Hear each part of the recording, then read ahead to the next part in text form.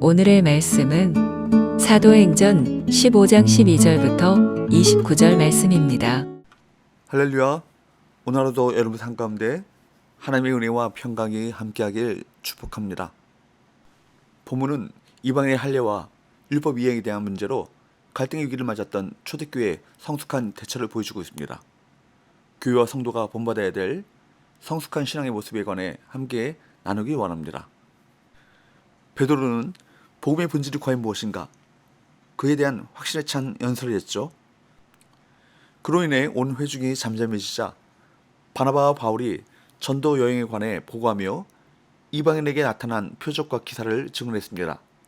12절 온 무리가 가만히 있어 바나바와 바울이 하나님께서 자기들로 말미암아 이방인 중에서 행하신 표적과 기사에 관하여 말하는 것을 듣더니 베드로가 말하고 회중은 잠잠히 생각하며 또다시 바나바와 바울이 말하고 회중은 집중해서 듣습니다. 서로를 존중하며 경청하는 모습은 모든 갈등을 해결할 출발점입니다.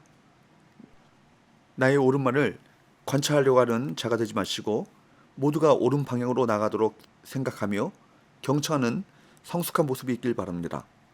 이어서 예수님의 동생이자 예루살렘 교회 지도자였던 야고보는 13절 말씀부터 지금까지 나온 모든 의견을 취합하고 말씀을 토대로 해석합니다. 말씀에 대한 정확한 이해와 균형 잡힌 성품이 있었기 때문에 가능한 일이었습니다. 말씀을 많이 하는 것보다 중요한 것은 현재의 상황과 문제를 올바르게 해석하고 말씀을 바르게 적용하는 능력인 것입니다. 야고보는 아모스 선지자의 예언 아모스 9장 12절 말씀 내 이름으로 일컫는 만국을 기업으로 얻게 하리라 이 말씀을 인용하죠. 이방인을 구원하는 것이 구약시대부터 예언된 하나님의 뜻이라는 것입니다. 그렇기 때문에 이방인 성도들에게 공연히 짐을 주어서 부담을 줄 필요가 없음을 강조하고 있습니다. 유대인들이 강조하는 대표적인 율법 규정이 할례였습니다. 할례는 하나님의 언약 백성이라는 징표를 몸에 가진다는 의미입니다. 아브라함의 자손인 이스라엘 백성은 선민으로서 할례의 징표를 자부심으로 여겼습니다. 그러나 예수님께서 오셔서 구약의 율법을 온전히 성취하셨기 때문에 더 이상 육신의 할례는 본질적인 것이 아니었습니다.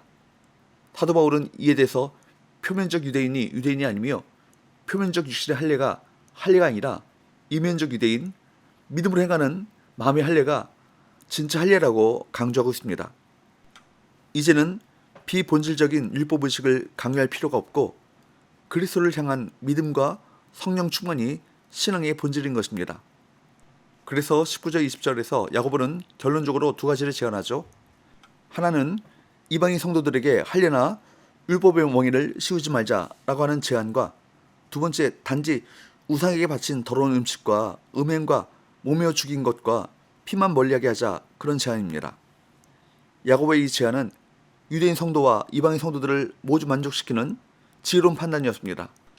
공동체 안에서 갈등의 문제를 다룰 때 서로가 이해하고 포용할 수 있는 가족의 모습으로 하나됨을 지킬 수 있어야 할 것입니다. 예루살렘 교회는 신중하게 결정한 회의 결과를 편지로 전달하기 위해 유다와 실라를 바나바와 바울과 함께 보냅니다.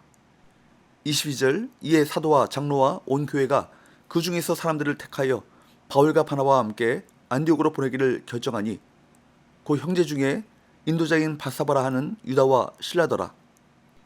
바나바와 바울 편에 편지만 보내지 않고 예루살렘 교회의 대표단인 유다와 실라를 함께 보낸 것은 오해와 논란의 소지를 방지하고 바나바와 바울의 짐을 덜어주기 위한 것이었습니다. 또한 25절 26절 말씀에 보면 예루살렘 교회는 또한 바나바와 바울이 공동체로부터 사랑받는 자이며 예수님을 통해 목숨까지 아끼지 않는 자들임을 편지를 통해 확인해주고 밝혔습니다. 예루살렘 교회도 그들을 사도로 인정하고 있음을 공식적으로 알린 것입니다. 이런 모습을 보면서 서로 존중하고 배려하면서 갈등을 해결해 나가는 지혜를 배울 수 있길 바랍니다.